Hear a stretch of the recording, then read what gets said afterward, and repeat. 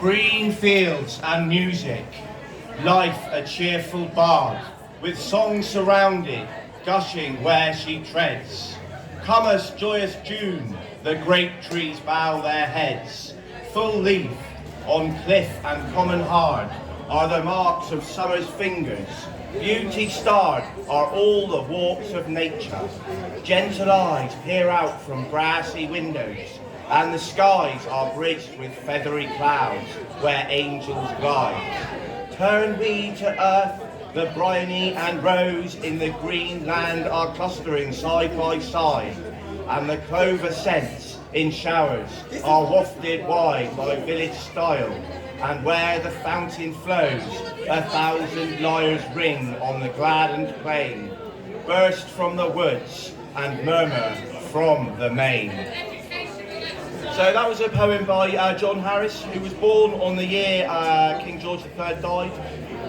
He lived in Troon, and he was a miner, and he was very much at the bottom of the barrel in the world, and there was lots of destruction, and with the mining, it was very environmentally damaging. And so he reminisced to all of these beautiful eras of this pastoral sort of bardic tradition of talking about nature and celebrating the ancient ways. He was a pretty staunch Methodist, and found austerity and stoicism within this despairing landscape of bad environmental things. Where am I going with this? So this is The Wild Rose, which is similar to William Blake's poem. I cannot tell how it may be with others over life's sandy plain, but I have loved the hedges as my brothers in summer, sun and rain. And still I go to them in hours of weakness, when overcome with fears, weighed down with sorrow and beset with bleakness, to weep away the tears. But oftener I do seek their silent arches, as some bright vision glows, cheered with the whisper of the solemn larches and the red-rimmed wild rose. It shines among the filberts, sun-surrounded, smiles on the brambles drear, outpours its sweets where dryness long abounded, the beauty of the year. Sad eyes turn to it, and they gleam for gladness. Care half forgots his woes.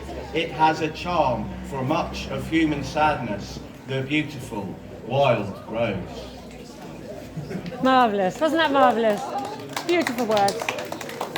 Methodism was, they were quite puritanical, and like dancing on the Sabbath and all things like that, were totally not on. So John Harris wouldn't have really liked a lot of things that go on today. But for his era, he wrote some really lovely stuff, and it's all online. You should really check it out. Cool, some of them are really epic, long poems, like William Blake or Byron.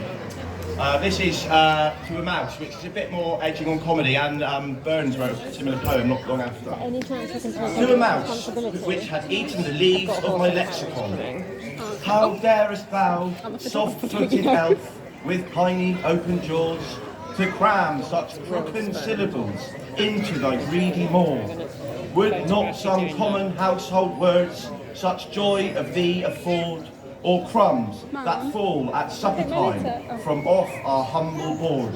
The woodman yonder with his axe looks on this book with dread, pronounces it an oracle, and shakes thy hoary head.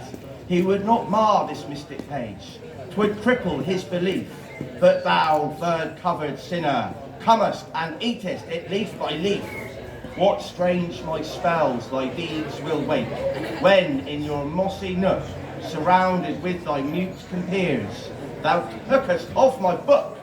Will not thy grandeur shake his head, to hear of what thou hast done? Disturb a poet in his dreams, O thou degenerate son! Take care, word-eating pilferer, what learned meals thou art. If I catch thee nibbling books, I'll give thee to the cat. Some two-legged mice, like these, sleep rogue, climb where they have no right, eat what belongs to other men, and vanish out of sight. So that was him trying to be funny, I believe. It's quite heavy. like when you're holding Yeah, it in he's got front lots of you? lovely poems. All about, he never So left Troon it's his really. phone. I think he went on holiday with the family to Land's End once. So you know, it's a very insular relationship. He's written loads of stuff about Carnbray. He wasn't a particular fan of Lord Bassett for obvious reasons if you know the history. Okay. I'm just going to finish on my last poem, it's my favourite one that he did. I once wrote an essay on this, comparing it to some work of Leonard Cohen, and in particular the line, there is a crack in everything, that's how the light gets in. So it's about the divinity of broken things, about the beauty of imperfection, and this is like a post-apocalyptic sort of, I really like it. It's called Fall of the Old Mine Stack. Man's noblest works will fall, the strongest arches crack, and earth's proudest cities all be like the old mine stack. At February's end, where clouds are often black, in storm and pelting hail, it fell, the old mine stack. We watched it day by day, smoke with the storm king black, till with a solemn roar, down dashed the old mine stack. The highest peak will fall, earthy mighty zones will crack, and nature's bulwarks all be like the old mine stack. Thank you very much. That's Rosie's horse and cart. Well, they're not hers, it's collecting. Is this your phone? Yeah, thanks. You took turns. So Well, you did, yeah. They're very good.